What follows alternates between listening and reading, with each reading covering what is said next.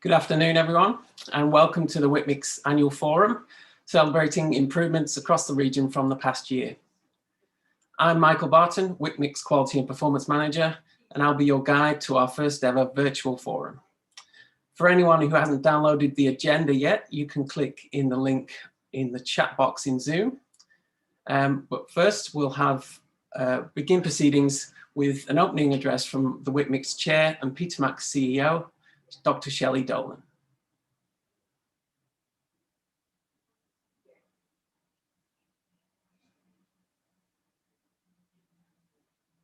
Good afternoon, everybody. I would like to welcome you to the Western and Central Melbourne Integrated Cancer Service Annual Forum. My name is Shelley Dolan and I am the new chair of WCMICS, but I am also Chief Executive of the Peter MacCallum Cancer Centre, or Peter Mac as it is always known. While today we meet virtually, adopting, as we all need to a global pandemic, WCMICS is still an organisation with a clear sense of place, covering 10 local government areas from Melbourne through to Wyndham in the west and Hume in the north. It's really important for me to acknowledge the traditional owners of this land on which we all meet and work, and I therefore pay my respects to their elders past and present, and to Aboriginal elders of other communities who may be here today. Across this area, WCMICS has continued to provide leadership in improving outcomes for people with cancer.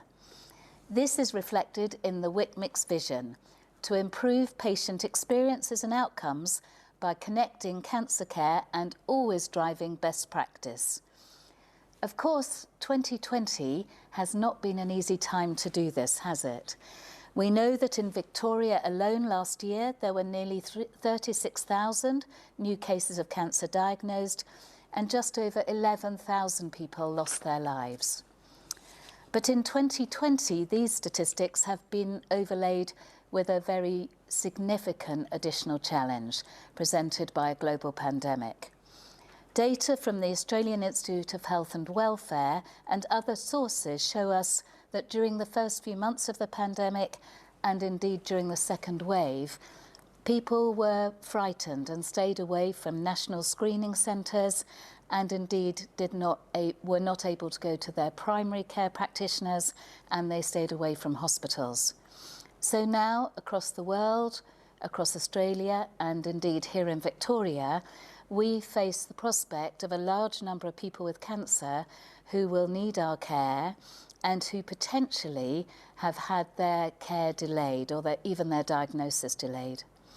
So clearly, balancing a major pandemic with the major public health challenge of cancer requires commitment, consistency, dedication, and also some innovation.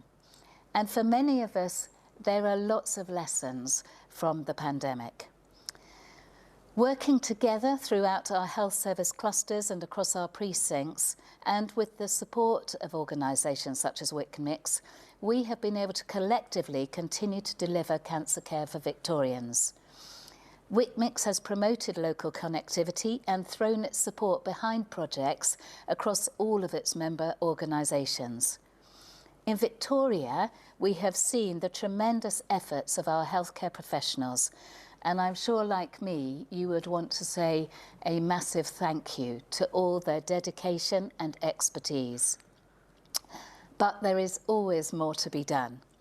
Consistent with both national and international trends, individuals, people living in regional areas of Victoria experience poorer cancer outcomes.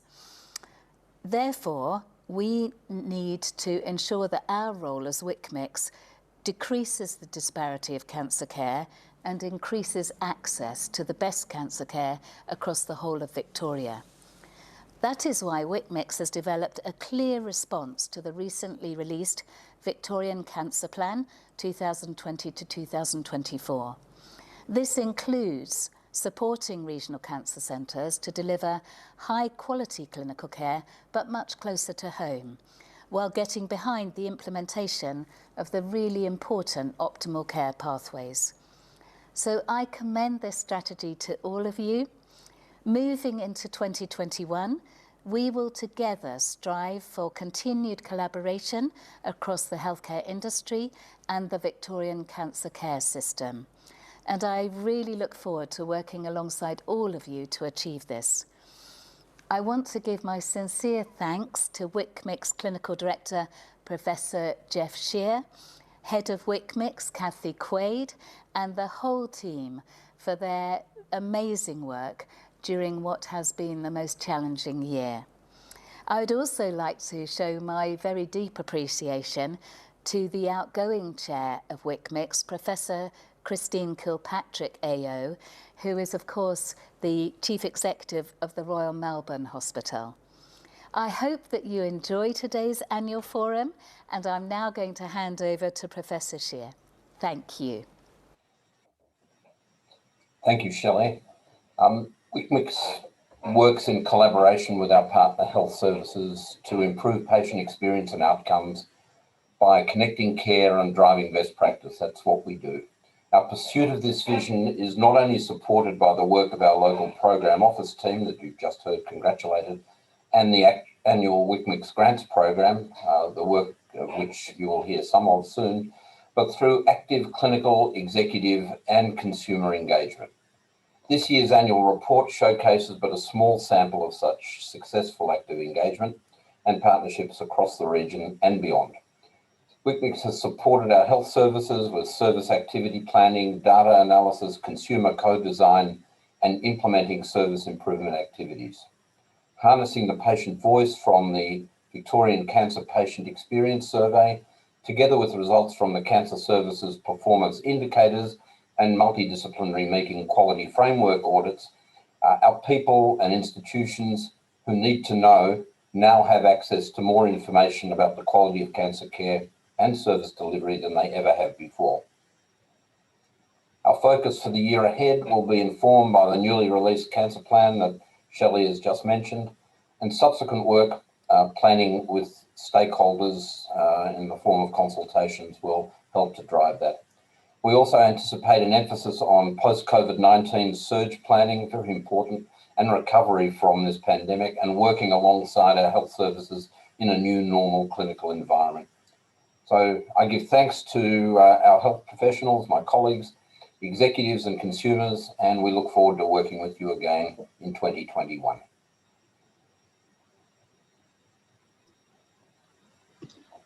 Thank you, Jeff and Shelley. Before we start with the presentations, just a quick note to say they'll all be available on the WCMICS website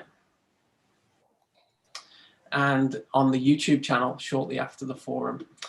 Also, if you have any questions for our speakers, you can use the Zoom's Q&A function, which is a button down the bottom of your Zoom screen. So please type your questions in there. Okay, our first trio of presentations will be from Jenny Wheel, who's Deputy Director of Palliative Care at St Vincent's Hospital, then my WCMICS colleague Tara Gannon, and then Travis Hall from the Australian Cancer Survivorship Centre.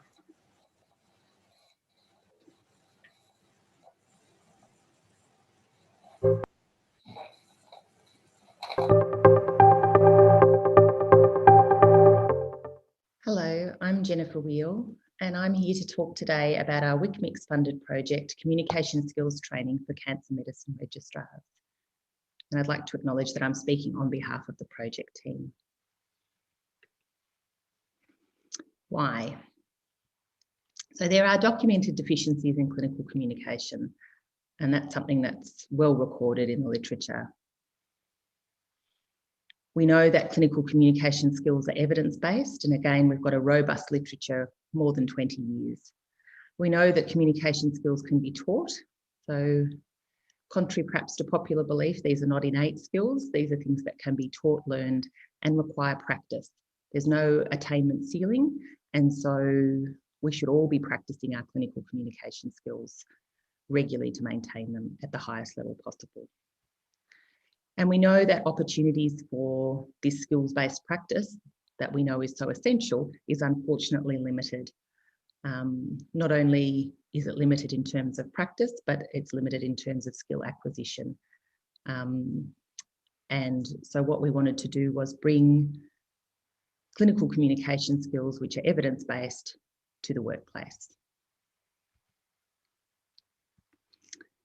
So the way that we planned to do this was to scale up an existing communication skills training workshop and develop supporting resources for a series of experiential communication skills workshops. So these were to be delivered in 3 two-hour sessions to advanced trainees in cancer medicine,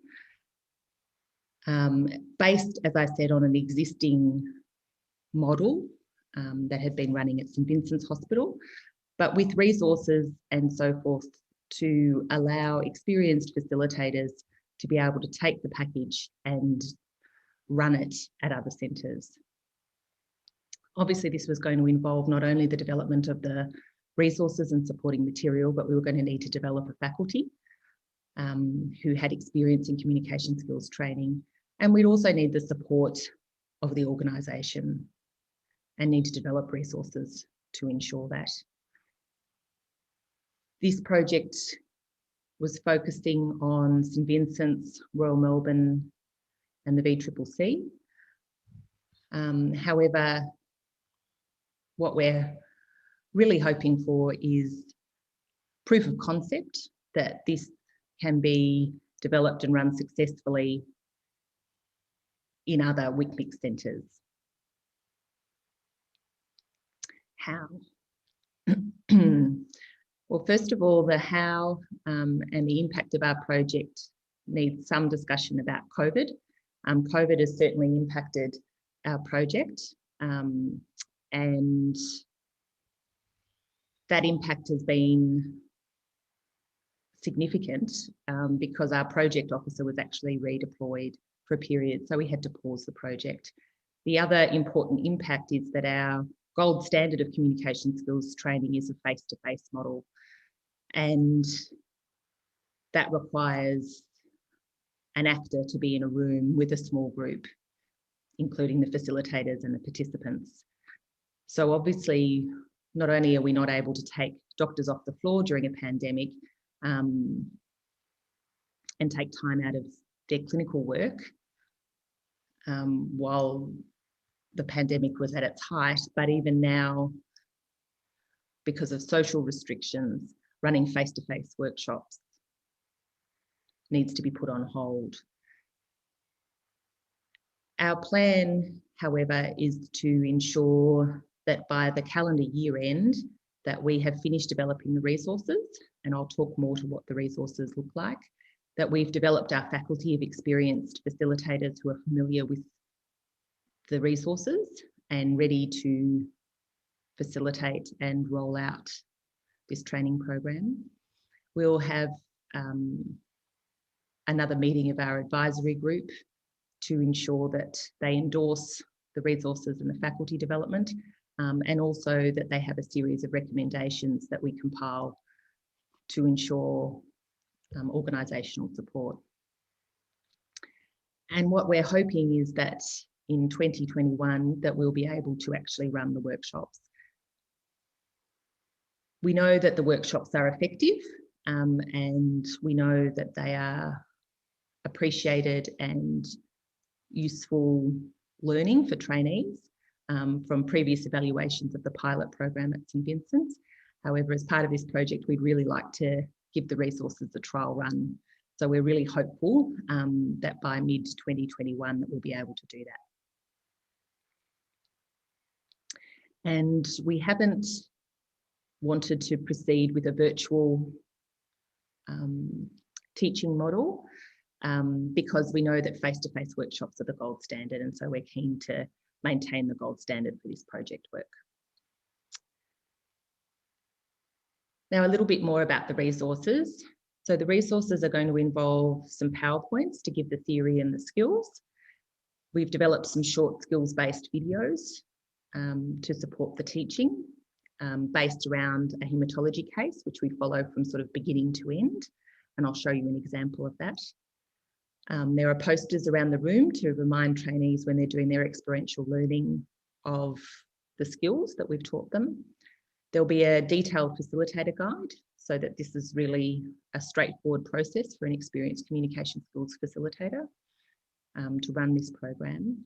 And essentially what we have developed is absolutely everything that an experienced facilitator will need to run small group experiential communication skills training for advanced cancer medicine trainees. And this is an example of one of the videos.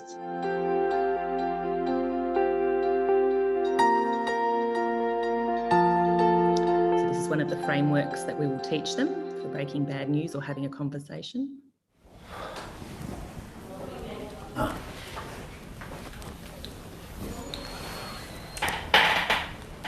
David, I noticed that you're looking a bit worried. Is everything okay? Jane couldn't come in today, and I know you're going to give me the results of the MRI from last week. So a little bit apprehensive, a little bit nervous. Yeah, I mean, I think that's totally understandable. You mentioned that Jane couldn't come in. Is everything okay? Oh yes, she's fine. It's just the grandkids, you know, she's got to look after them. The nanny's not well. Oh, I see. Yeah. Are you all right for me to go through the results of the MRI? Oh yes, yes. Okay, so the MRI shows that the myeloma has returned in your back, and that's what will be causing your pain. I am concerned that if we don't get on with treatment soon, it could damage your spinal cord and this could affect your walking. Yeah, well, that's what we were worried about, isn't it? Yeah, it is what we were worried about. Yes, well, the myeloma hasn't been a problem, but this sounds like trouble now. Yes, David, that's right. It is a serious thing, and I really do think we need to get on with treatment soon. But seeing as Jane couldn't be here today, would you like me to go over things again, or we could give her a call? Oh yes, Doctor, I'd really appreciate you giving her a call. Yeah. What sort of treatment are you thinking of?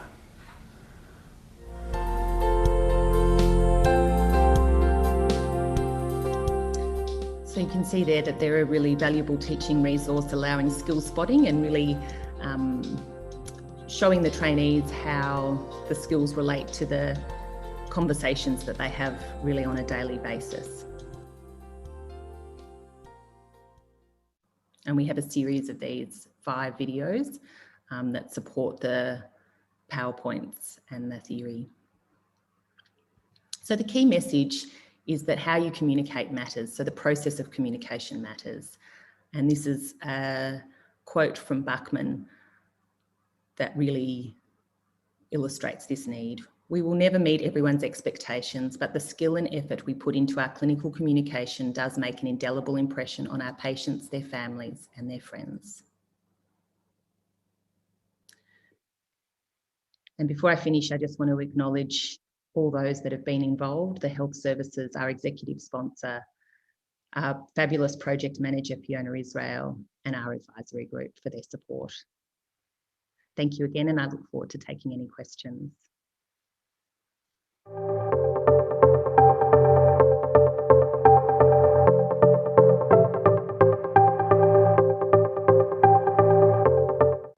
Hello, my name is Tara Gannon.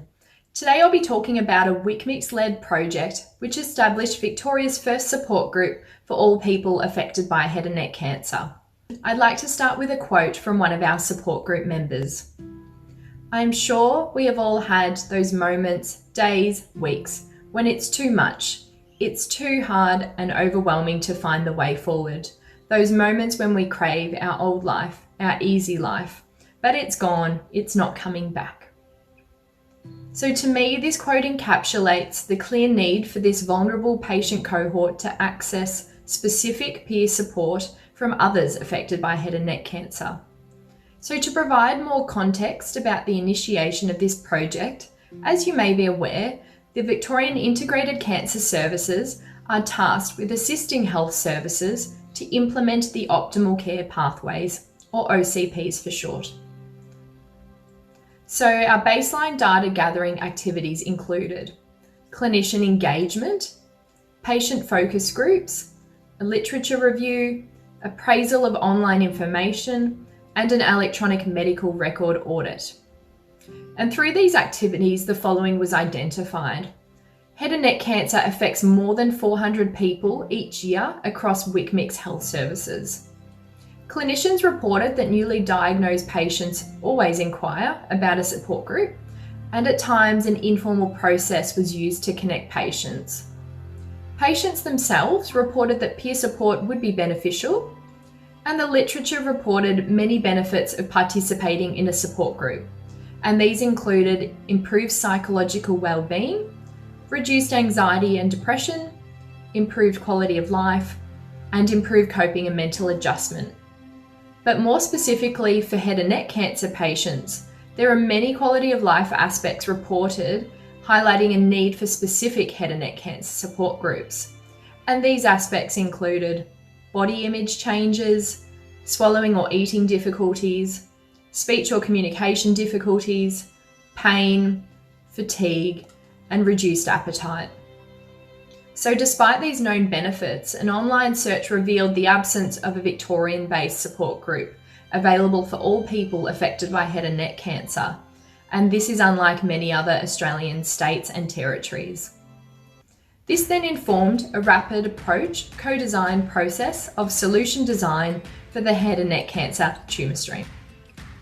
A WCMICS-led head and neck cancer support group was developed through a series of educational and networking events in July and October 2019. This was followed by an additional launch event in November 2019. At this event, we were joined by Julie McCrossan, who is an ambassador for Head and Neck Cancer Australia, or formerly known as Beyond 5. Across the three events, we hosted a total of 136 attendees, which exceeded our attendance targets. The events explored the requirements and challenges of scaling up to a self-sustaining support group, available to any Victorian head and neck cancer patient or carer. It also enabled WCMICS to connect with patients, establish the patient base, and identify suitable facilitators. Two facilitators, one of which being myself, were trained through Cancer Council's support group facilitator training. This was really important to help understand how we can best lead the group in a safe and supportive environment. Collaboration with Head and Neck Cancer Australia and Cancer Council Victoria to host the support group information with a link to our website, and also to undertake the training, as I previously mentioned, has extended our reach to patients and carers, even from outside of the WCMICS catchment. We also partnered with the Peter McCallum Wellbeing Centre to support the group by providing a suitable location in the Wellbeing Centre and communication support. So since the launch event, we've continued to host bi-monthly support group meetings. To date, we've hosted a total of 5 support group meetings since the group's inception. Due to COVID-19, the group transitioned to online meetings using Zoom in June 2020. This has enabled reach across Victoria and of course eliminated commute time and transport costs for all members. We've also welcomed guest speakers from dental oncology, social work and nutrition and dietetics to speak on a particular topic of interest, answer questions and share reputable resources. We are pleased to receive overwhelming positive feedback, including the following comment from one of our support group members. I thought it was very beneficial. The group helps by connecting with others who have shared experiences, good and bad. I think it is also nice to meet people and see them over a long period of time.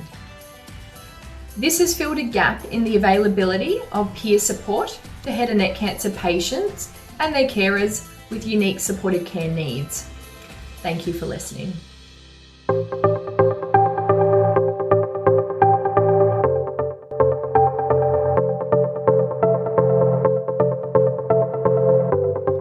Hi, my name is Travis. I'm the project officer for the Australian Cancer Survivorship Centre on this project, aimed at improving access to key survivorship information for cancer survivors in an important population. And this is important work to help bridge this gap. Since 2010, we've been providing information and support to survivors and carers education and training for health professionals, and cancer survivorship leadership and guidance. So who is a cancer survivor? A person is considered to be a cancer survivor from the time of diagnosis throughout the balance of their life.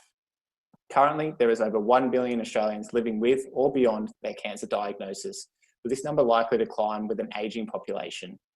We know that the term cancer survivor isn't right for everyone and usually describes people with a history of cancer rather than being a label that is meant to resonate with individuals.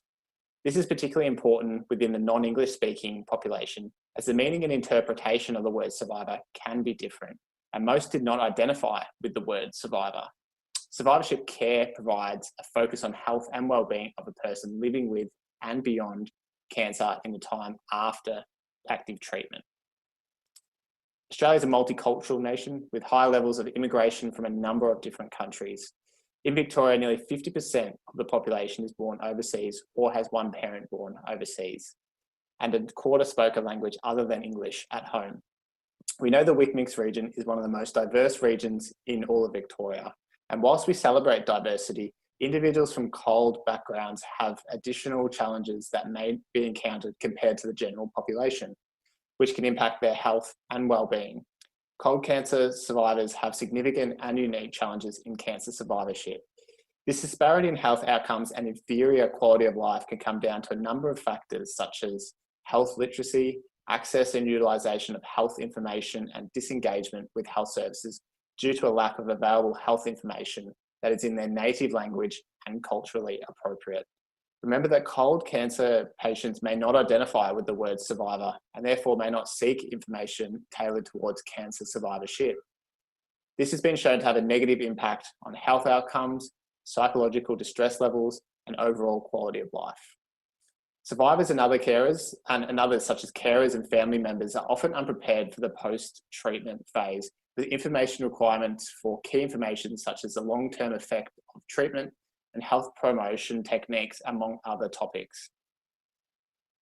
Written information is known to assist patients with retaining information, which allows them to gain control, reduce anxiety, promote self-care, and generate feelings of safety and security. However, different languages and cultures have unique preferences, such as in their preferred mode of delivery, how they seek health information, where they look, the type of information, and how they interpret this information. In 2013, the ACSC, through a series of Cancer Australia grants, expanded the already developed On the Road to Recovery information booklet into Cantonese, Mandarin, and Greek. Understanding the benefits that these resources have in improving access to important information, they're expanded to Arabic, Vietnamese, and Italian. Most recently, between 2016 and 2018, the resource was further expanded to Tagalog or Filipino and Hindi fact sheets. And there was the first development of the audio recordings, which were developed in Mandarin and Cantonese to help improve access to these resources. There's currently limited cancer survivorship resources specifically developed for the COLD group, which incorporate culturally based needs. We aim to expand the number of evidence-based, culturally appropriate, consumer-informed resources which provide information and education on what to expect after completing cancer treatment. We had 2 resources developed as part of this project. Number 1 was a written resource, How to Prepare for Checkups fact sheet, which has been translated into 6 different languages. And secondly, the expansion of the audio recordings of On the Road to Recovery, which is already available in Mandarin and Cantonese, expanded into another 6 languages. This project aims to reduce barriers, improve cultural responsiveness, and support in the survivorship population by providing translated information resources and audio recordings. So how do we do this? 6 languages were chosen for each deliverable following consultation with language services at Peter Mac and Cancer Council Victoria to identify the most common languages in Victoria and populations most commonly requesting access to cancer-specific language services and resources. We work closely with the graphic design company to redesign the existing template to accommodate both English and the translated language. Both resources required extensive consultative process with the translation company to review the cultural appropriateness of the content for the requested languages, ensure community-approved translation, and ensure that intonation and accent in the audio recordings were authentic. And finally, dissemination, which is a key area that we focused on for this project. But firstly is the fact sheet, How to Prepare for Checkups, which is a written resource previously only available in English. The questions have been developed based on the evidence on supporting the post-treatment transition to ensure common physical, practical, and emotional needs are met. It is designed for people who have had a cancer diagnosis and completed their initial cancer treatment, for example, surgery, radiotherapy, or chemotherapy, or for people who have had a cancer diagnosis and are on treatment that are to prevent cancer from coming back. The resource provides a list of questions to support people to prepare for their scheduled follow-up appointments with health professionals post-treatment. The resource has been designed with English on one half and the translated language on the other to allow the carers and health professionals to help run through the questions and design information delivery and care plans accordingly.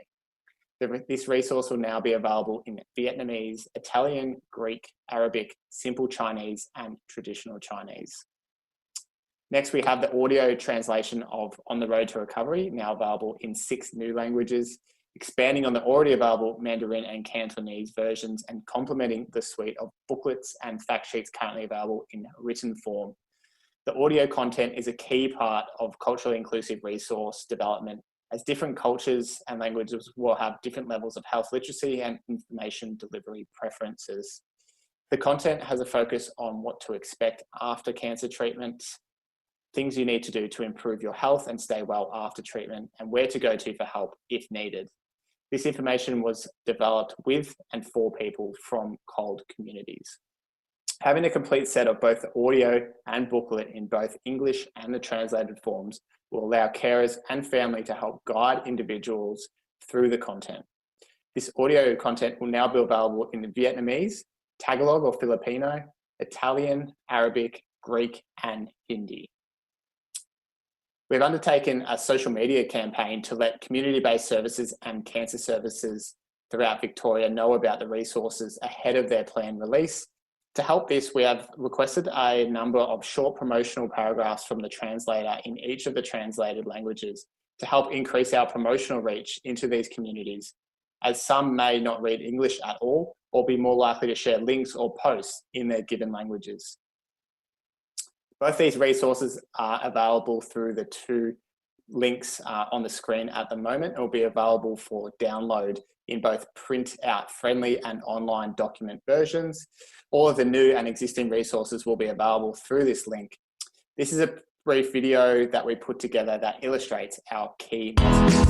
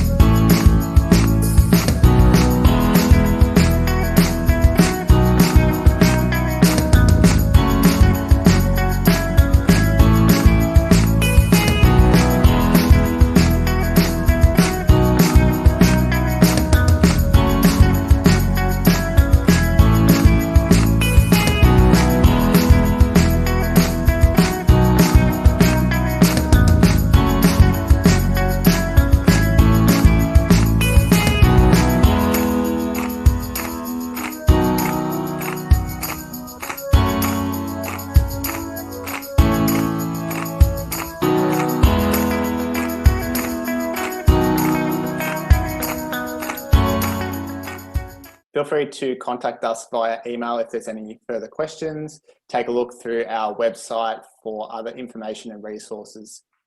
Thanks for your time. Okay, before our next presentations, a quick reminder that you can send a question to any of our presenters today by using the Q&A function in Zoom. You can also like a question to bump it up the list for answering. It looks like we've already got a few coming through, so that's good. We'll put those questions to our presenters towards the end of the forum. So please include the name of the presenter in your questions so we can direct that to the right person. I'd like now to introduce my colleague Kate Whitehead, WCMICS Project Officer, followed by Stacey Panozzo, Palliative Care Researcher working at Peter Mac and St Vincent's, and then Alison Trainer from the Parkville Familial Cancer Centre.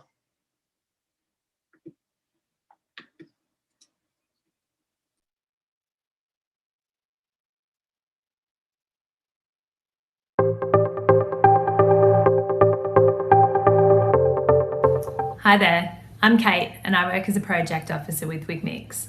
Have a think about how focused and interested you are in what I'm saying right now. You might be feeling easily distracted, less interested, or not very connected. Do you think you'll remember much of what I have to say? Sound alone just isn't as effective as communicating visually. Add in the sense of sight and you're now able to pick up on body language, visual cues, and get a better sense of engagement in our conversation.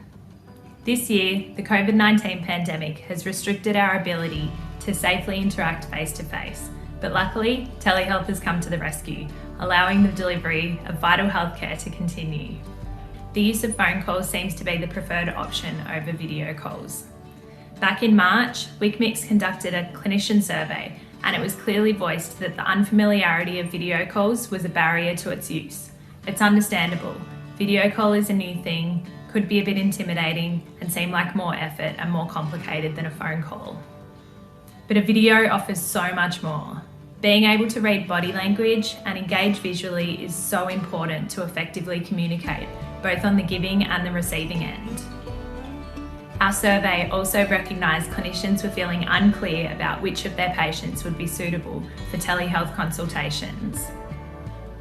In response to this, we put together some resources to help build clinicians' confidence in using telehealth, which the Department of Health and Human Services has asked to adapt and promote on the government telehealth website.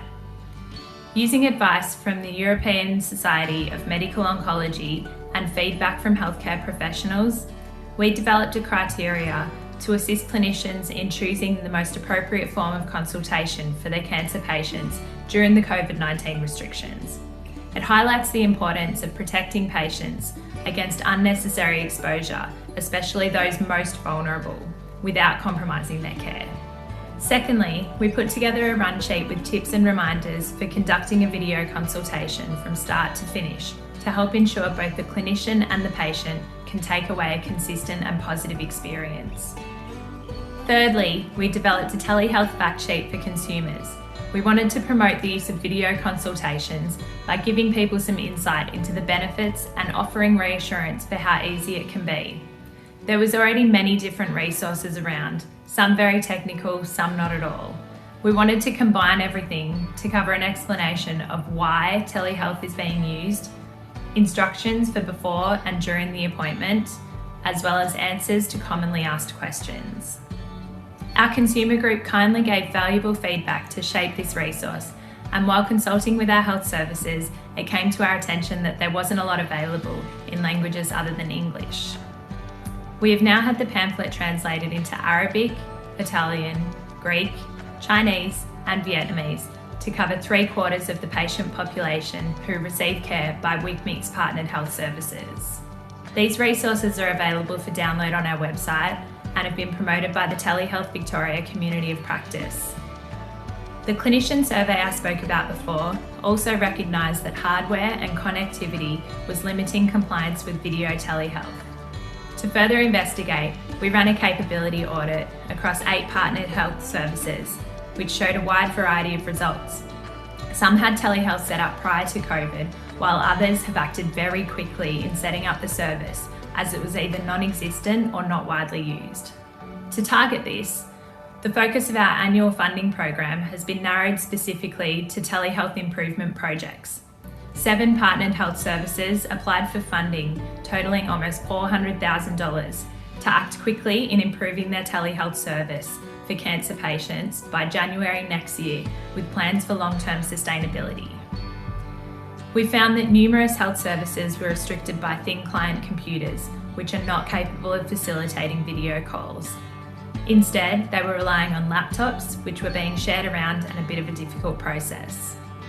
These are now being replaced with telehealth-enabled workstations, mostly dual screen, so that clinicians can easily access patient information and results while on a video call. Funding for the recruitment of short-term project officers has also been provided to organise workflow processes, train staff and ensure the rollout of a successful telehealth program to be embedded into the future for these health services. Additional to this, we are also seeing some innovative pilot projects utilising virtual health for ward rounds, hospital in the home and community palliative care. These projects will replace face-to-face consultations with video, saving travel time for both patients and staff while continuing to provide high-quality healthcare. If one good thing can come out of this year, let it be that we modernise healthcare to everyone's advantage. Let's make it more convenient and accessible than ever. WCMICS welcomes any suggestions from both healthcare professionals and consumers for improving the usability of video telehealth, so please feel free to get in contact.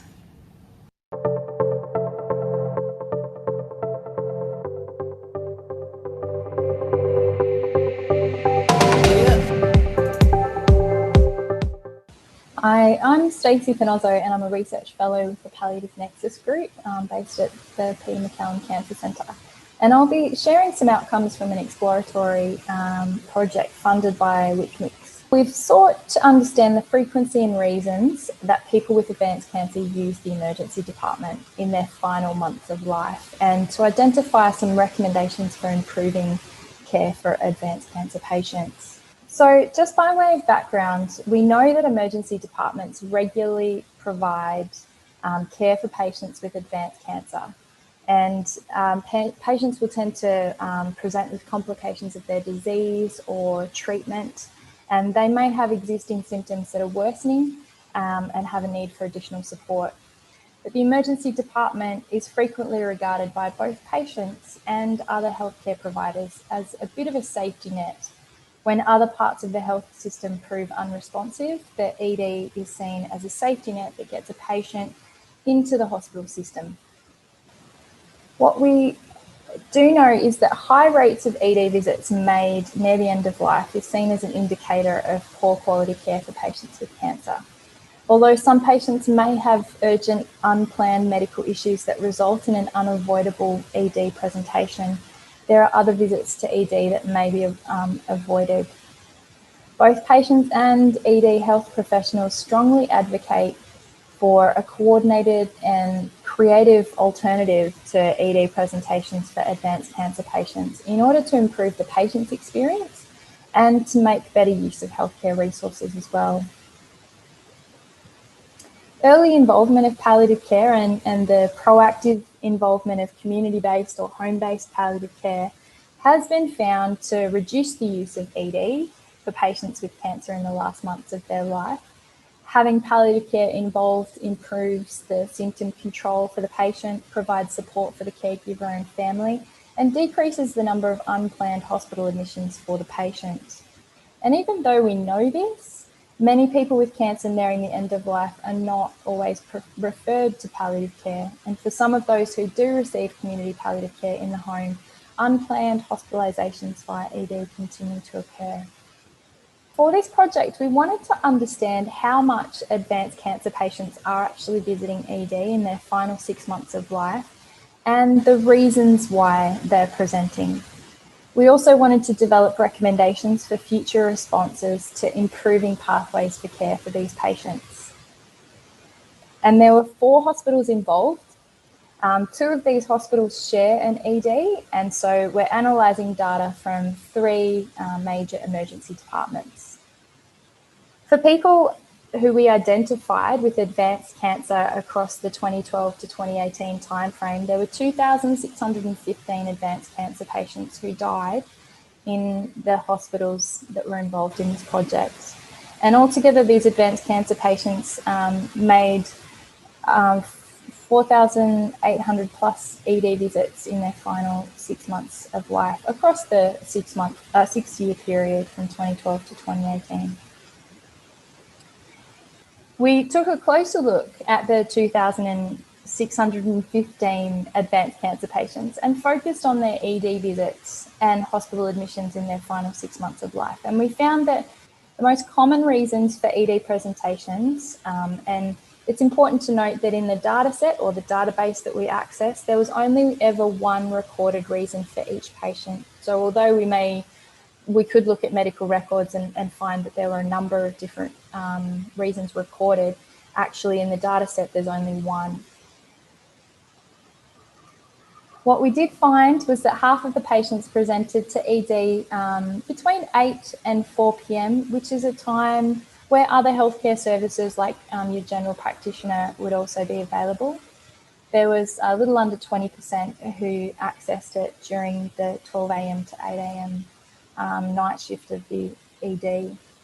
Most patients spent about 4 to 6 hours in ED, and in terms of triaging, once the patient arrived, largely or most were level 3 triage, which is that they would be seen within 30 minutes, or a level 4 triage, which is that they would be seen within 60 minutes of arrival to the ED.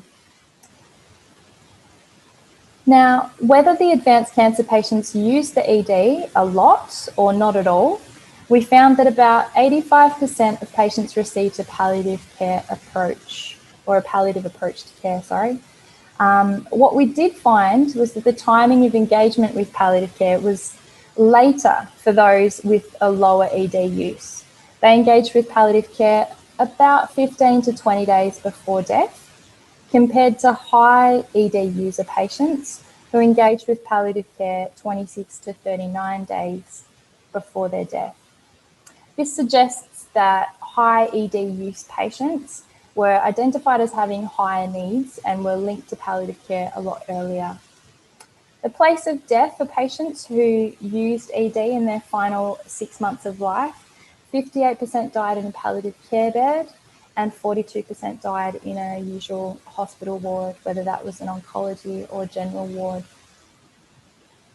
An in-depth review of a much smaller sample of patients who used ED and who died in palliative care, when we took a look at these records, although some patients were presenting to ED with palliative symptoms, they were not admitted to the palliative care unit and instead were broadly admitted to oncology or general medicine wards, even though they were potentially in their last part of their life.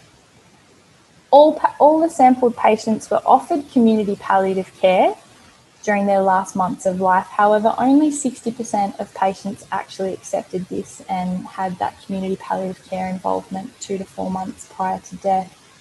The patients that refused community palliative care were reluctant for any sort of palliative care involvement and were loath to consider the possibility of their health becoming worse. We found that even if community palliative care was in place for the patient, ED still remained the default place of care for some patients due to an inability to contact the community palliative care, or perhaps not recognising that community palliative care is actually part of the acute healthcare plan for them, or they were bypassing contacting the CPC or community palliative care and actually addressing or accessing ED through their general practitioner. So in some instances, the ED visit was avoided by direct admission to a palliative care unit.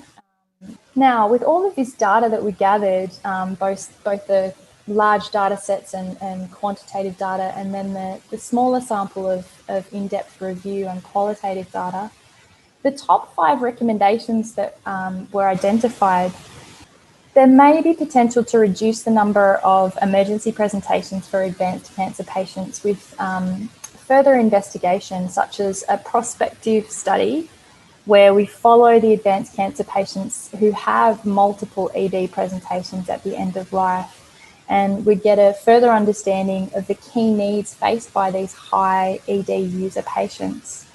Interventions could then be developed with risk stratification, and this would also allow investigation of psychosocial factors for patients and caregivers that may also impact on their high use of ED and their access to palliative care.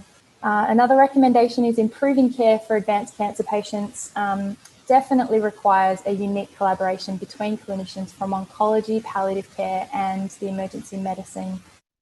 Another recommendation is to pilot an urgent cancer review service in the outpatient setting to address the oncology or palliative care specific symptoms of patients and help them to avoid the emergency department setting.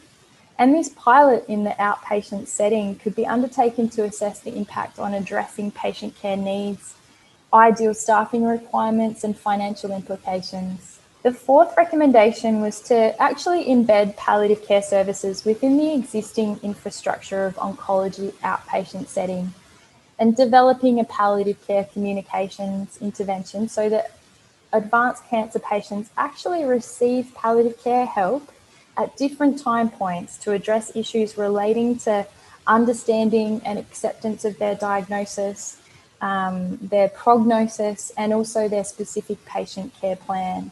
We also identified that further integration of the role of community palliative care in the care and management plans for the patient should come into play to really improve the clinical data sharing and the shared decision making that occurs between the palliative care unit within the hospital, the outpatient palliative care setting, and also for the patients and carers in strengthening that interaction. So thank you so much for your time.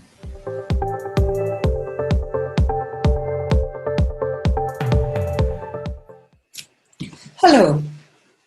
I'd like to take this opportunity to first thank the Western and Central Melbourne Integrated Cancer Service, first of all for their sponsorship of this project, but also this opportunity to share it for the first time.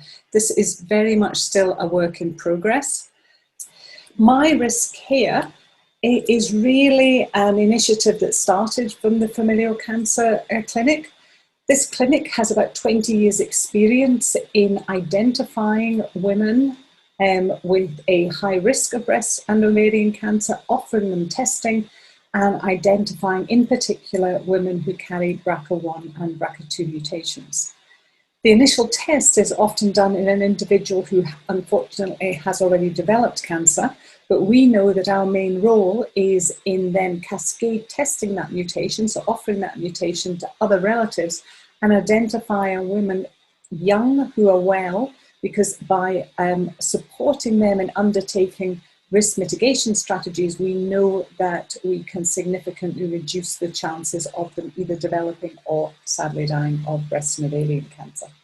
In 2017, the government, using the health economic models that we developed, so using the clinical information and the follow-up information that we've got, agreed that it was cost effective to offer BRCA1 and BRCA2 testing in combination with about 6 other genes. And the item number actually allowed any specialist to offer the test. And I think this was done very much with mind of trying to increase that treatment focus, so determining the best chemotherapy or the best surgical approach to women who already have cancer. Anecdotally, we were hearing of women who'd had testing by their specialists, but that their relatives hadn't been followed up. And often the women themselves, particularly if it was one of the more unusual genes the fault was found in, really were kind of slightly lost as to what long-term care they needed. And therefore we thought the most appropriate way to try and empower women would be to actually give the information directly to the woman herself, and therefore empower a more shared decision-making discussion with her specialist. The project My Risk Here is to design a website, an online resource, which provides personalised support and information. Initial focus was on the women with mutations in the 3 highest risk genes, which are BRCA1, BRCA2 and PALB2, and taking a more holistic approach. So our guiding principles were we were trying to ensure equity of access to the knowledge and also an easy way of updating that knowledge as more information became available. We wanted it open access, not requiring a sign up. We wanted the website not only to give the clinical information, but also provide a more holistic approach and also that psychological support that the FCC provides. It needs to be, certainly from the clinical management perspective, clearly evidence-based.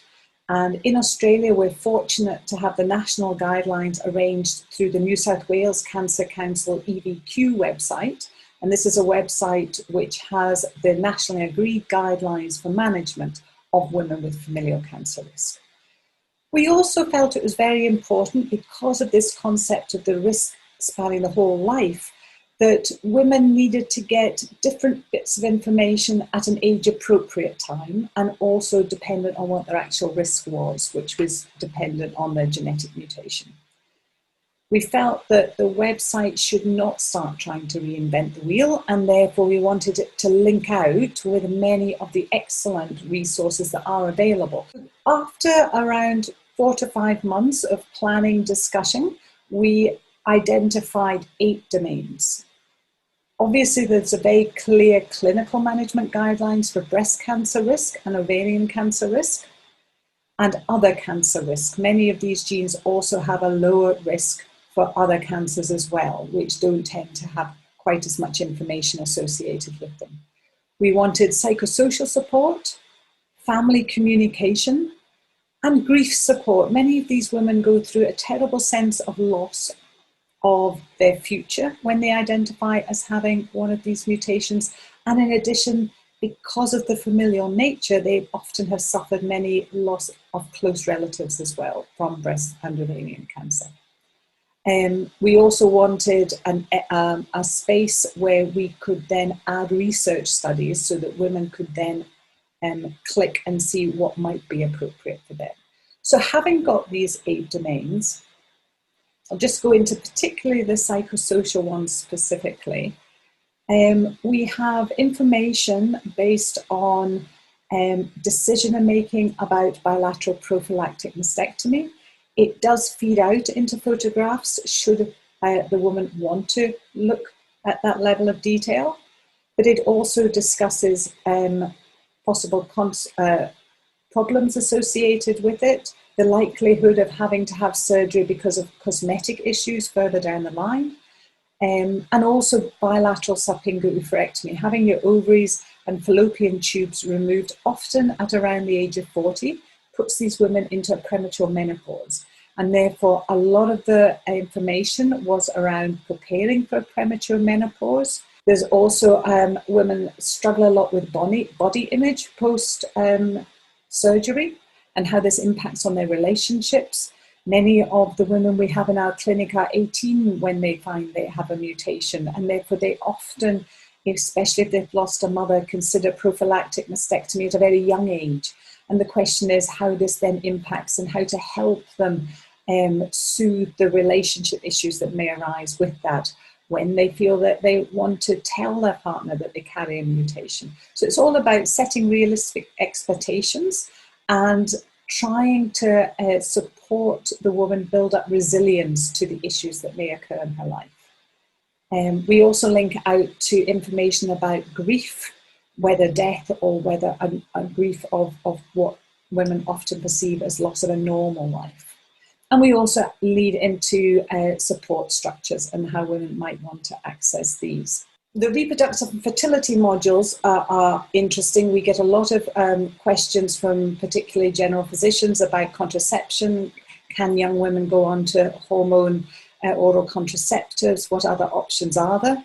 A lot to do with family planning. I mean, if you're contemplating having ovaries removed at 40, then you need to think about your values prior to that, and also the impact that being pregnant can have on breast cancer screening. MRI is not possible during breast cancer, during pregnancy. And unfortunately, we do have young women who develop breast cancer because they don't have imaging, and then they breastfeed, which again prevents us arranging MRIs after the baby's born.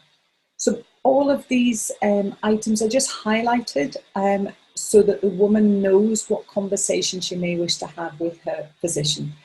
So the website itself is now being designed by our web designer. This is merely a mock-up I had in the back of my mind when we started the project, that there would be an entry page with each of the modules highlighted, in this case down the left-hand side, so that they could enter one of those and read information about what possible decisions they may have to face in the future.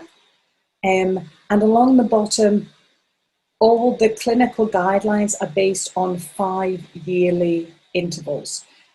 So that the 5 years prior to having to consider oophorectomy, there's advice about ensuring that your cholesterol level, your heart healthy, your weight is under control, that your lifestyle factors, that you are empowered to look after your lifestyle factors, as well as links out to the clinical care that you need at that time. At the top, we have a summary in terms of lifetime risk and also risk over the next 5 and 10 years. I think it's important when women make decisions that they make a decision now, and therefore the risk that they're considering at the time is quite a short-term risk. And that ties in with the age at which the woman will enter the website. We have particularly allowed women access in any order because we feel this would also be a resource that a mother might wish to show and discuss with her daughter if the daughter is considering having genetic testing, so that she has a feel for what sort of discussions we're going to have with her when she comes to the clinic. As I said, I think it will look much better, it'll be much more interactive and much more engaging. At this point in the process, we are collecting images that are going in, but we haven't actually placed them in the document themselves. This is a sort of example of one of the documents. So this is for a BRCA2 carrier after the age of 50. We link out to resources that she may be interested in. We try and give all numerical risk in numbers and percentages. We link within the different modules, and I think this is one of the powers of using a website. We can link different modules into different documents so that we really have developed a network between these documents. And many of the extra resources will be hyperlinks that the woman can click on should she wish some more information, should she wish to see some pictures of a woman who's undergone bilateral mastectomy. We have so many women who ask so many questions, and as a familial cancer centre, we feel it's our role to actually be able to answer these questions. And what we're trying to do here is now empower the woman herself to know what questions that she should be having with her specialists, what discussions should she be having. So we're really putting this together to try and empower women, and in doing so, help them manage their cancer risk. We've already had conversations and have had a great deal of interest from the colorectal surgeons and the gastroenterologists, as they feel that this would be something incredibly helpful in their line of work as well. So I think this could be the beginning of something significantly larger, and we would not have been able to do this without the support and the funding. So I'd like to answer any of your questions, should you have it at the moment, and thank you. Okay, after our next batch of 3 videos, we will move into the live Q&A with our presenters. So please keep those questions coming in, and remember to include the name of the presenter that you want to ask the question to. Okay, next up we have Michael Harold, Project Manager at the Walter and Eliza Hall Institute, WCMICS, followed by Justin Young, Colorectal Surgeon at Western Health, and then my WCMICS colleague Dilu, who's in conversation with Marg, a consumer who is part of our pancreatic cancer patient video resources.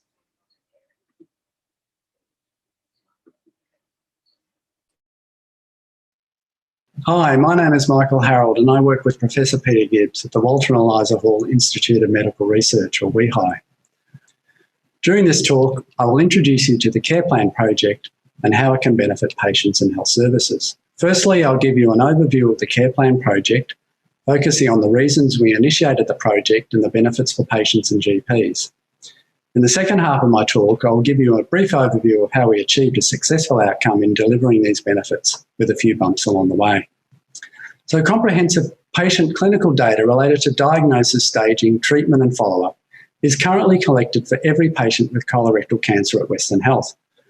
This data registry is called ACCORD, the Australian Comprehensive Cancer Outcomes and Research Database, and the data is primarily used for audit and research purposes. Patients are seen in clinic by a medical oncologist, and their diagnosis, treatment options and investigations are reviewed. An initial treatment plan is agreed upon, which may include adjuvant chemotherapy, and a follow-up schedule for the next 5 years is discussed.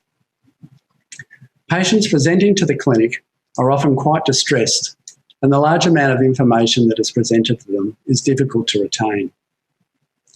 Also, specialist communication with the patient's GP by form of a letter may not provide all the required detail about the patients. So our initial proposal was to use an existing data resource, Accord, and from this generate a personalised care plan to give to patients. So why did we initiate this project? As I said, we felt we could better utilise our data registry to not only capture data for research and audit, but to better inform patients and GPs of planned treatment and follow-up. The care plan concept gave us an opportunity to expand our registry to become a tool in the clinic. And this is in line with our own objectives of using data capture to support routine clinical practice or new concepts in registry-based trials, an area that the lab's been working on over the past few years. The care plan template would be created as a module of the existing database and would pull out specific pieces of data that have been entered for the patient, such as date of surgery, staging and treatment regimen. Patients may receive general reading material related to their disease or planned treatment, but they do not receive any personalised written summary related to a lot of the information they have told to them in the clinic. This general communication has always been an important part of an oncologist's interaction with a cancer patient. However, we know how overwhelming all the extra information given verbally can be at the time of initial diagnosis. And this is at a time when the patient is usually in a very distressed state. So this opportunity allowed us to create the missing piece of information that we were confident would enhance the patient experience. What are the benefits to patients and health services?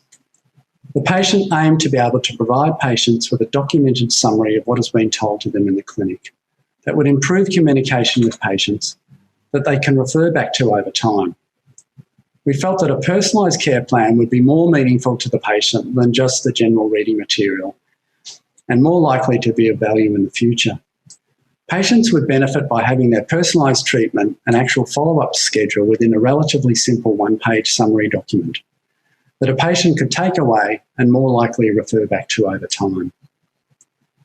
And importantly, patients would also know which month their next visit is due and if a booking is missed at the hospital. They can then contact the hospital and ensure they are booked in for an appointment. The key general information that would be found in booklets is also included in contact details for the CERT clinic, which is the symptoms and urgent review clinic, and an info for after hours emergency is also included. A secondary aim of the project was to improve the communication of this patient information with GPs. The care plan has been sent to GPs' rooms as additional information to the consultant clinic letter. A better informed GP about the patient's plan in a simple summary would be helpful in tracking where a patient was in their care and follow-up. We feel that these aims are addressing issues of better communication with patients in the colorectal cancer optimal care pathway and addressing areas of the Victorian care plan through improving the patient's experience of care and provision of information. Once refined, we anticipate this could be utilised for other tumour types and at other hospitals, especially our Accord partners. We believe there is much scope for this to be rolled out to a wider cancer community and benefit many patients. So now we move to the second part of my talk today, the electronic care plan in action.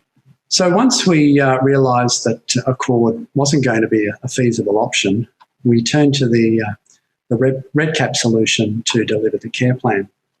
So here is an example of the care plan report form built in RedCap. The key data that will be extracted to populate the template are patient name, date of birth, GP's name, and date of surgery. These data items will be inserted into the care plan template. Date for calculations will usually be the start date of chemotherapy, but can be adjusted if there is a delay so that the follow-up schedule will be correct for month and year. There are care plan templates for different treatment durations, such as 6 months or 3 months, and they can be downloaded to print or save. So further down on the care plan report form is further key data to be captured: staging information, treatment duration. For example, treatment duration, there are multiple options to select from as there are different treatments and different durations. And the appointment times are calculated and displayed as clinic visits on the care plan for up to 5 years. Here is an example of the actual care plan that has been generated as output from the report form. Most of the text is already in a template. There is important generic information about their cancer, the cancer stage and treatment. The key data that has been entered into the report form has been automatically inserted into the care plan, and this data is shown in bold. So this is the 5-year follow-up schedule that shows approximate clinic dates with just the month and the year displayed. This patient has started their treatment in October and will have treatment visits for 6 months. Treatment will be completed in April and the patient will commence their follow-up visits in July. They will continue to have 3 monthly visits until 2 years out from surgery, and then from 2 to 5 years they'll have 6 monthly visits. So further objectives of the study were to evaluate and analyse patient and GP satisfaction and value of the care plan through surveys. So far, the feedback from patients has been very positive as expected, and we are still in the process of gathering feedback from GPs. Patients have been asked to complete surveys at different stages post receiving the care plan. Some have received during treatment and some have received after completing treatment. So we've found that the latter to be more meaningful feedback about the value of the follow-up schedule, as patients pretty much know what's happening during their treatment, and it's that time after they've finished treatment, and just knowing and having that schedule about their follow-up over a period of many years, we thought would be really crucial to get feedback about, and whether they were actually following that schedule, and also whether the month and year that were in the schedule were actually accurate. So there have been a number of challenges this year, as with everything. Once COVID arrived in March, there was a substantial decrease in eligible stage 3 patients for the project. Elective colorectal surgeries were postponed and patient clinic visits reduced markedly. Once telehealth appointments were introduced, we had to change from conducting surveys in clinic to mailing out surveys to patients. And unfortunately, this meant that some would not be returned. Our other issue was GP clinics were busy managing the new COVID environment, and completing surveys about information became a low priority. In summary, there have been some challenges in implementation of the project, but we've been able to deliver the care plan to patients, and they can only benefit from having improved communication and information about their diagnosis and treatment and follow-up available. And also just to refer back to, really crucial, I think, with this particular project. The plan is still to build the care plan tool into the Accord redevelopment, and we think it can only be better for the new ideas and issues that have come up along the way using REDCap. Once this has been achieved in the new year, we'll be looking to deliver the care plan to all our colorectal cancer patients and then to other Accord sites and beyond. Thanks very much, and any questions?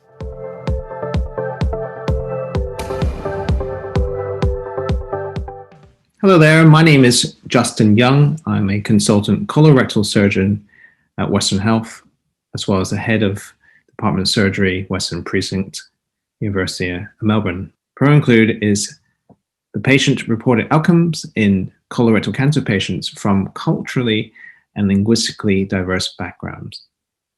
A joint project between Western Health and the Peter MacCallum Centre. The aims of our project were twofold. Firstly, to evaluate patient-reported outcome measures, or PROMs, processes for patients undergoing colorectal cancer. treatment who are from English and culturally and linguistically diverse backgrounds. Secondly, to report on quality of life questionnaire results of these participants. So you might ask, why this project? Well, as a clinician, we are always focused on curing cancer, but the effects of cancer and its treatment on patient quality of life isn't routinely measured or acted on.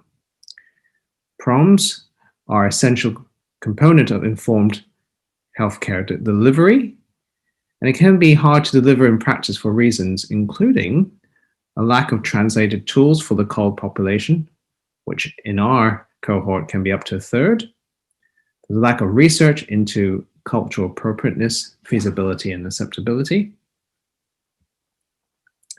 and therefore it leads to patients being excluded from PROMs research or its routine use in clinical practices, in particular the cull patients, as it's too hard to do so. This study therefore aimed to address this knowledge gap. So for our project, we selected the EQ5D5L as well as the EORTC generic and colorectal cancer specific questionnaires in English and the top 5 most common culled languages. We wanted to also embed consumer input in our project. All of the culled languages had a translated and validated questionnaire except for the Vietnamese language. Therefore, the first step was to develop the QLQC29 in Vietnamese. We translated and validated using the guidelines from the EORTC. It was a comprehensive procedure which included many back and forward translations. It then had linguistic validation with Vietnamese speaking patients. And finally, this led to an approval by EORTC, which is now available on their website for international use. We're then ready to commence our project across 2 sites, Western Health and the Peter MacCallum Cancer Centre.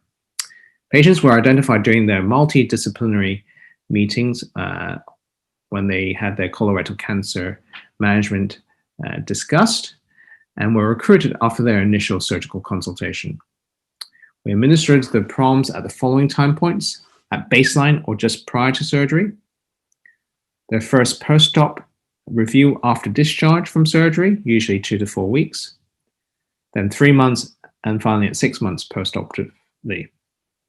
We then invited patients to have an interview with the following themes, which is centered on the acceptability, appropriateness, and feasibility of measuring PROMs in our patient cohort.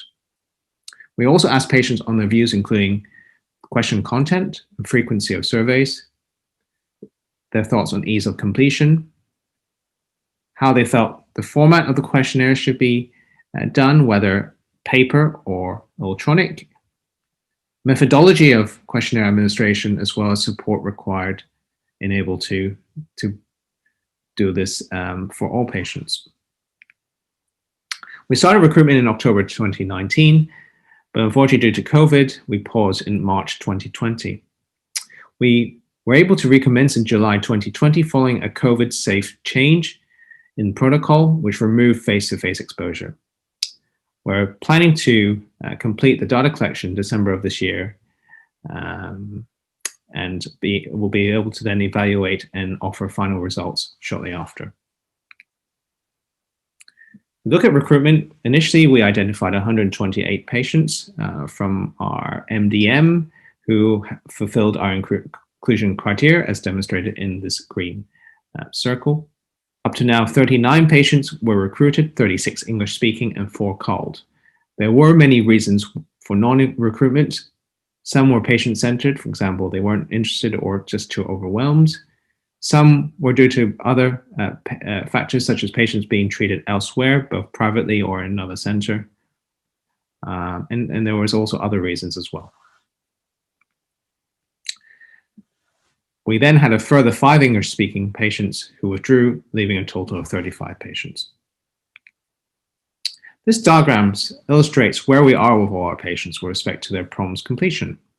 As we progressed to the 6-month period, we have noticed that there were a handful of patients who have stopped completing the questionnaires. The reasons for non-completion included that some of the patients felt too unwell to complete the PROMs after surgery, or they're simply unable to be contacted. This pie chart illustrates the diversity of patients which we recruited in the project.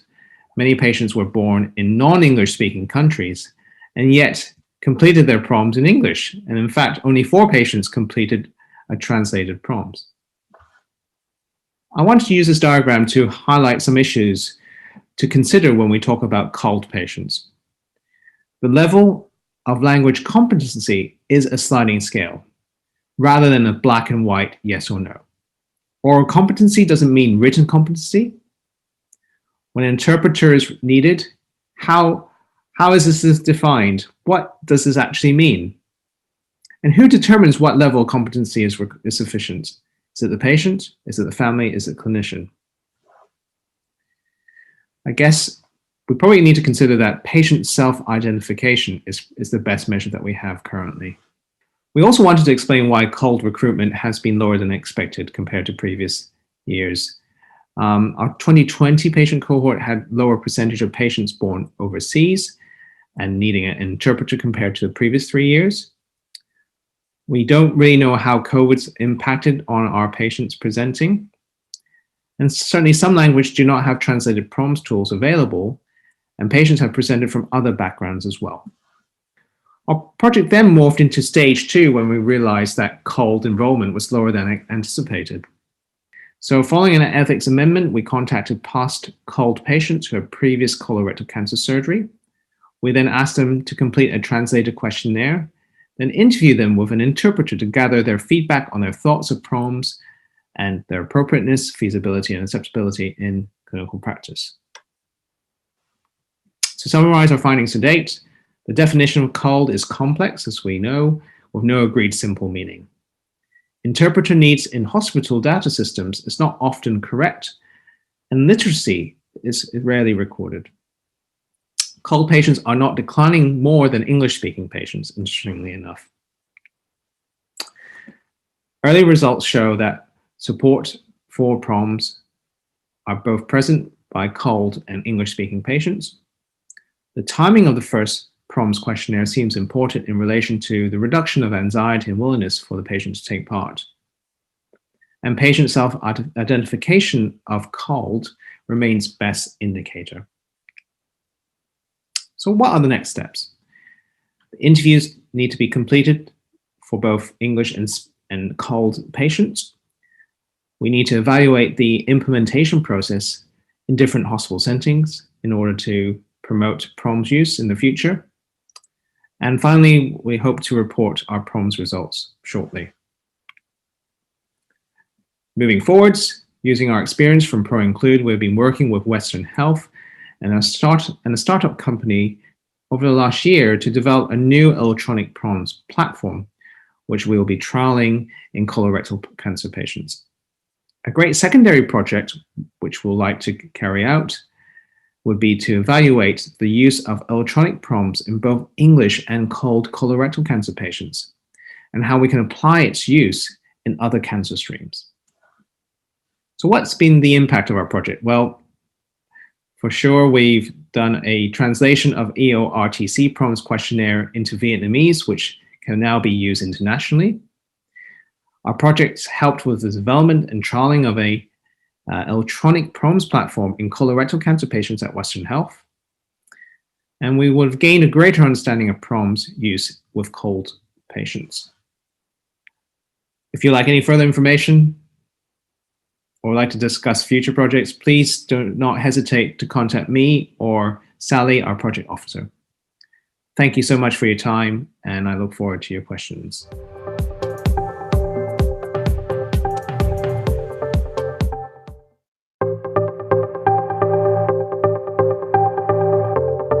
You know, is it something I'm eating?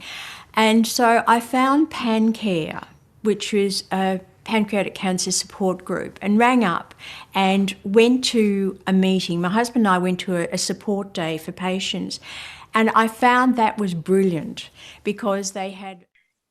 Hi, Mark. Good to see you again. Would you believe that it's been a year since we launched the pancreatic videos? And It was the 2019 WCMICS annual forum. And who would have imagined that, here we are a year later.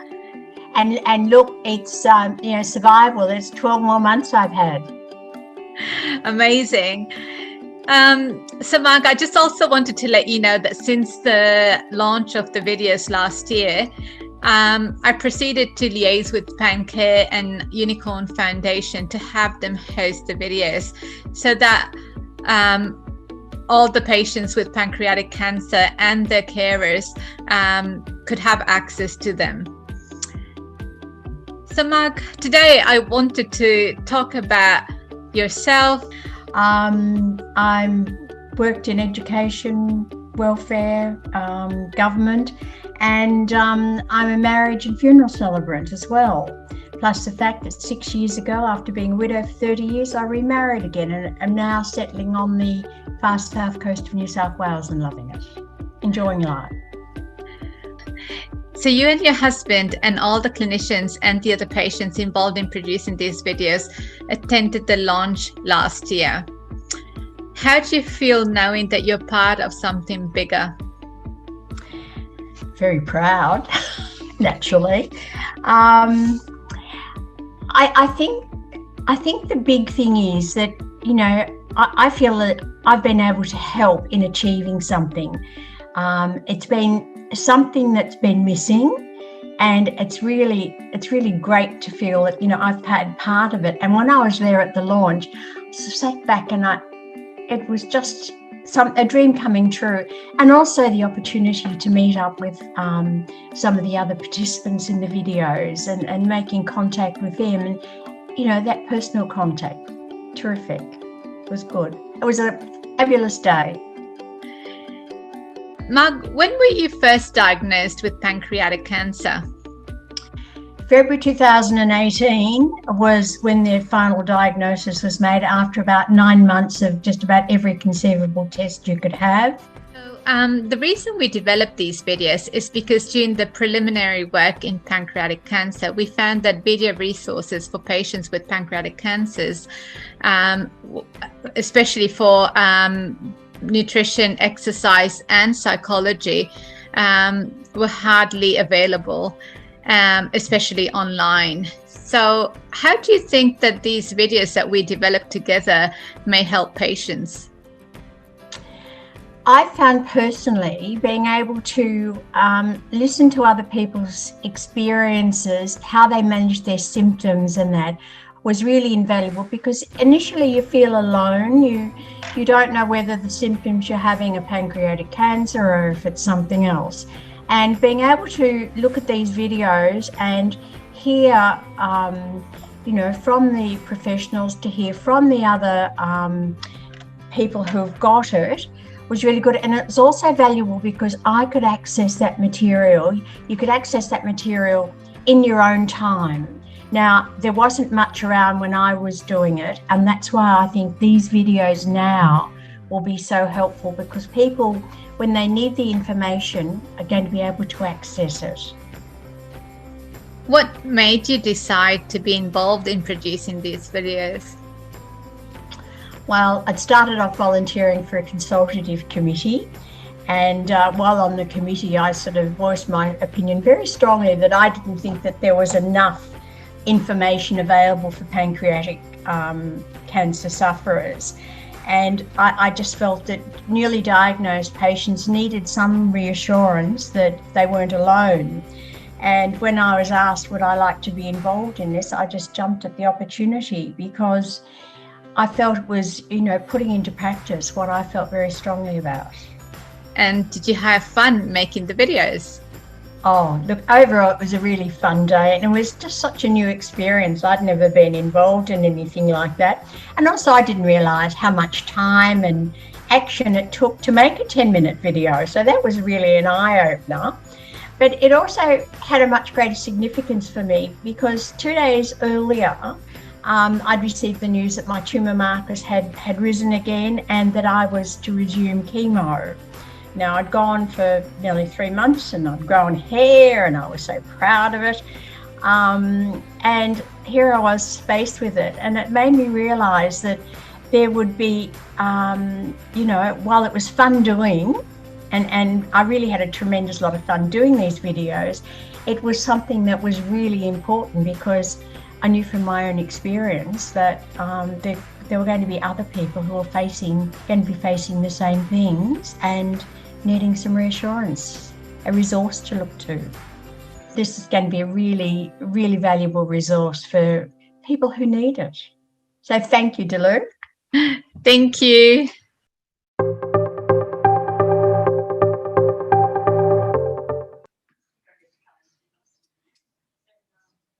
All right, that wraps up our presentations for today. Hope the technology worked for everyone. So now we'll move on to the questions. So can I ask our presenters to turn your cameras on, please? And we'll unmute you as the questions get asked. So I'm looking at what we've got here. First one for Jenny. I note your comment that face-to-face learning is the gold standard for communications training, and it makes sense to set the bar high for this proof of concept product. To make it more accessible over time, a complementary virtual product might be better than no training. Will this be considered as part of sustainability for the project? Thank you, and that's a great question. We thought long and hard about virtual. I guess that because we really saw this as a workplace-based educational intervention, we really felt that we'd lose a lot by going virtual. I note that some other people providing communication skills training are providing virtual platforms, but I think you'd lose quite a lot in what we were trying to do in bringing advanced cancer registrars together with our facilitators. So I guess that it's not only in wanting to keep it evidence-based and we want to try and attain the gold standard, but it's also would take away from it being a workplace-based intervention where we deliver education and training on site to registrars in a way that we found in our pilot work has been really acceptable and really well taken up. Thank you, Jenny. Next one for Travis. How do you go about engaging people from cold communities to get their input into the translated resources? Through the hospital or community groups or anywhere else? So as part of a previous project, the Road to Recovery resource, which we developed into the audio content, had already been developed with a lot of consumer input as it was. So we didn't replicate that. However, with the How to Prepare for Checkups document, we developed that with multiple rounds of feedback from the translation company who the different translators provided feedback on cultural appropriateness and back translated so that the English version wasn't just simply replicated in the translated language. There was some alterations made to those to make sure it made sense and it was culturally appropriate as well. We had some engagement with some different organisations as well, such as the Centre of Culture, Ethnicity and Health for some feedback and some guidance, as well as some community support groups as well, such as the Chinese Cancer Society, who more helped with dissemination of the resources rather than the feedback process. Thanks, Travis. I think the Centre for Ethnicity and Culture and Health, they'd be a great starting point for anyone looking to work with. Absolutely, they were fantastic. Yeah. I think we got kind of two questions along the same theme here for Stacey. Could current CIRCs, which is Symptom Urgent Review Clinics, be utilised to provide non-ED urgent review service like you mentioned in your recommendations? May not have the right staff type, mostly chemo expertise, but the principle's essentially the same. And then we've got a comment about that, that Western Health has run a smart clinic for many years, which provides a multidisciplinary outpatient symptom support clinic. This could be spread to other settings. So it sounds like that's almost been answered. I think SMART is Symptom Management, Assessment and Review Team, something like that, isn't it? Yeah, thanks, Michael. I think absolutely there are health services that do to some extent have these sorts of clinics, and I think that availability for urgent review, particularly for advanced cancer patients and those with palliative care needs in particular, I think there's probably staff types, like the audience member has pointed out, is key. Certainly slightly more unique guidelines around care for the types of urgent symptoms that patients might be coming in with outside the space of chemo, and that are perhaps a little more unique to the advanced disease state. And I think a structured, systematic approach would enable patients and carers to have ready access that might be very helpful, and perhaps re-looking at things and if there's availability across 5 days, perhaps where clinics exist at the moment, is there potential for 7 days a week, and whether we can work hours that might be a little different for patient needs. It's the out of hours stuff that is the tricky thing, isn't it? But in the study, we do know what time people were presenting, so we could definitely build on that data and maybe look into that further. One for Alison here. Is Alison there yet? Will there be any consumer input into the design of the website? Yes, that's a good question. Obviously, in the COVID days, our protocol changed somewhat. So initially, when we had presented this application, we were going to do the focus groups up front and develop the website with their input. And then once we've got the website, then apply it and pilot it. And then when COVID hit right at the beginning, that got turned around. So we landed up developing what we thought was good clinical management and psychological support with input from the consumer advocacy groups, etc., and a small group of consumers, with the plan which we're currently at, which is developing the prototype of the website. And then the focus groups will be doing on optimizing the prototype. So consumers are now going to be towards optimization as opposed to the actual initial design. And that was just purely a COVID telehealth issue. We wanted to engage as many consumers as we could. And we find that when we've done focus groups using, say, Zoom, we're limited to just 2 or 3. They can be quite difficult sometimes. But it is a very important feature. Thanks, Alison. Question for Michael Harold, other Michael. You mentioned you had to move to REDCap instead of the Accord system. What was the issue there? Okay, thanks for that question. So it wasn't a matter of just modifying Accord to build the care plan. It was, but basically Accord needed a full redevelopment.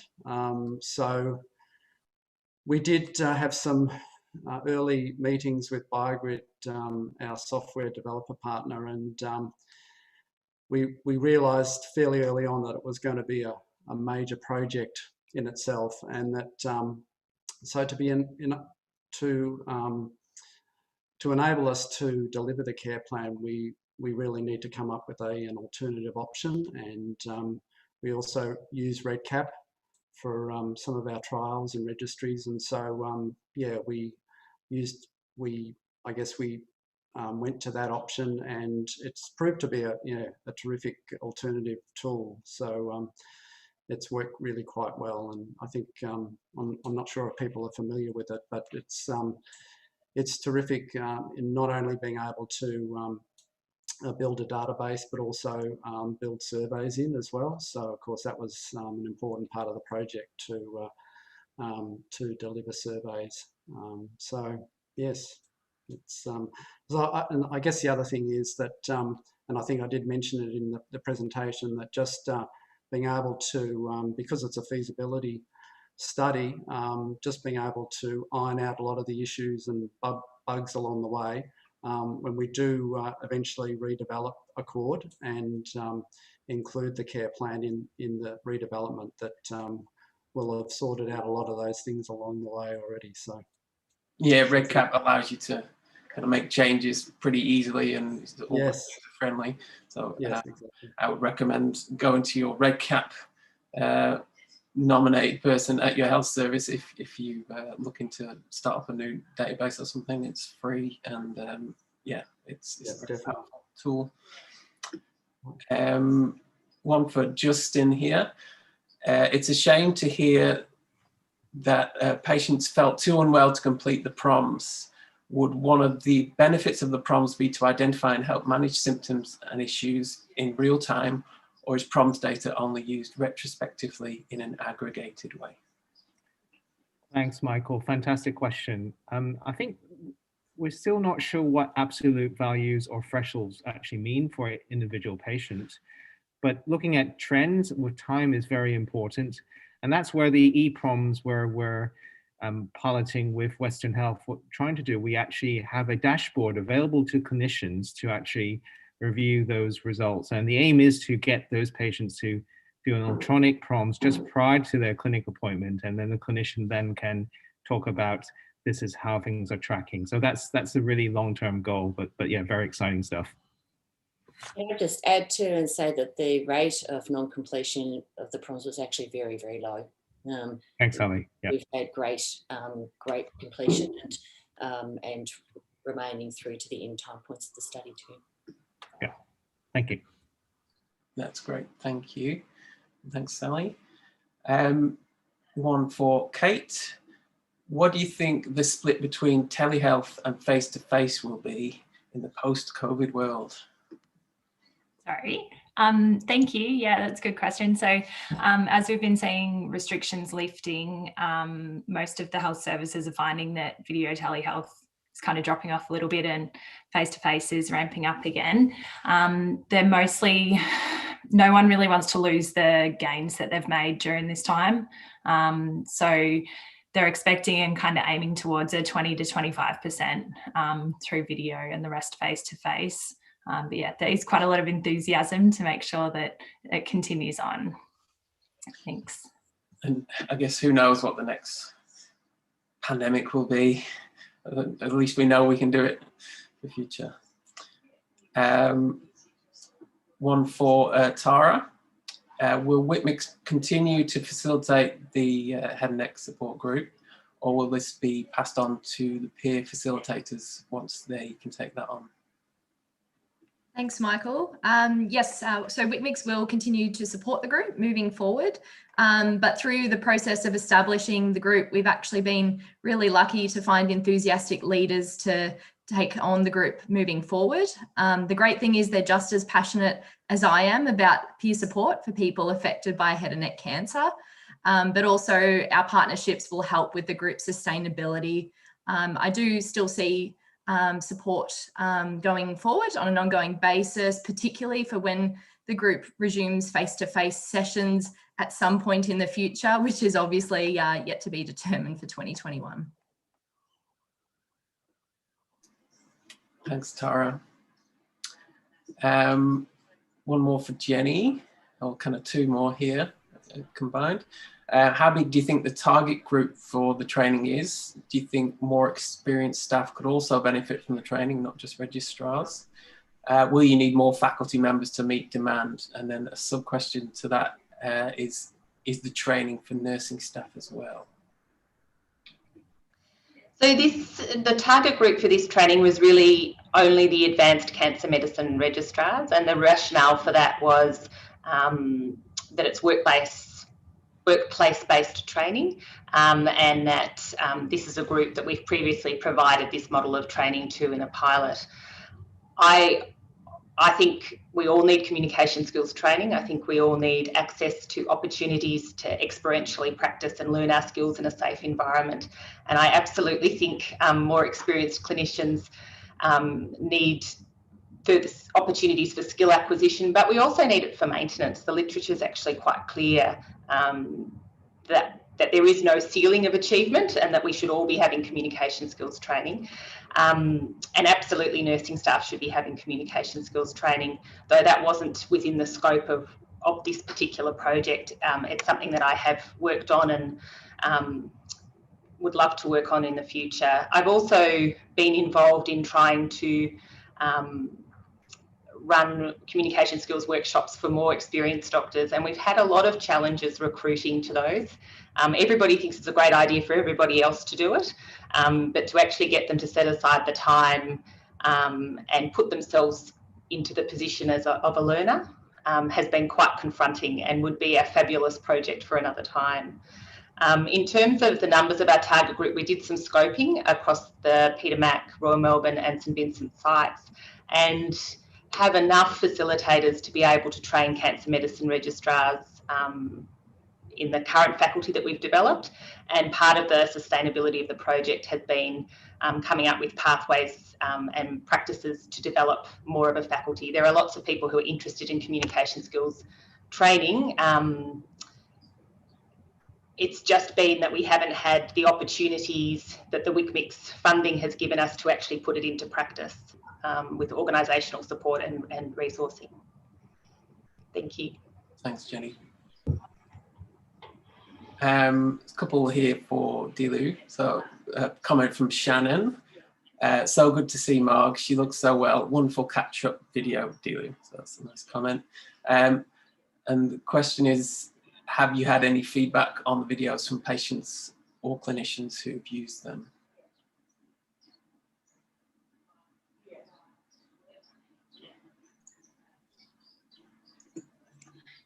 Thank you for the question. So both clinician and patient feedback has been positive. Many patients have provided feedback saying that they wish they had known about the videos months ago. They also have said that the videos have helped put things into perspective. Clinicians have said also that the videos have been a useful tool. They've been using the videos as an educational tool in two ways. In the first instance, they include the videos with the information package sent to newly diagnosed patients. And secondly, if patients have either nutritional, exercise, or psychological issues, then the videos are sent to these patients to give them a positive message, as well as to provide the motivation if patients feel lack of motivation. So it's really great to hear that it's been used as a tool, really. Fantastic, thanks, Dilu. Is one about Michael's question.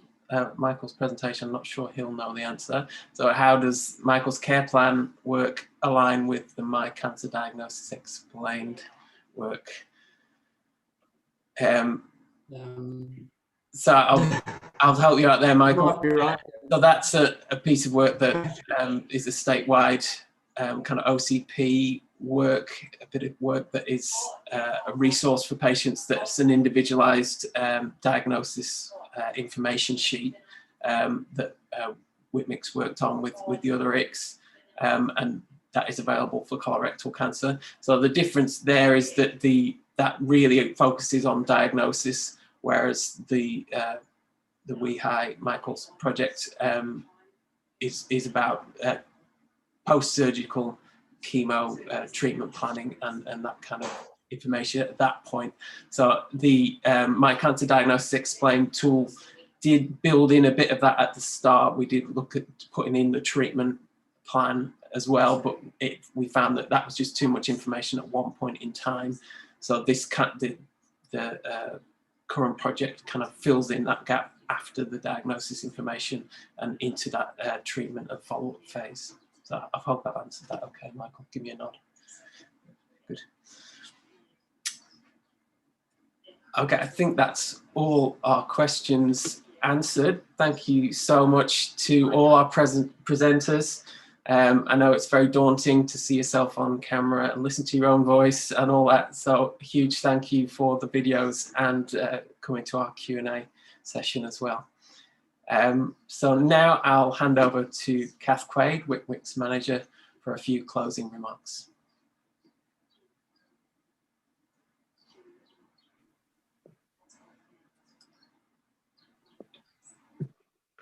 Thank you, Michael. I do have the pleasure of wrapping up today's proceedings, but I'll keep it brief. I would like to extend sincere thanks and a virtual round of applause to our esteemed presenters for being very generous with their time and contributions.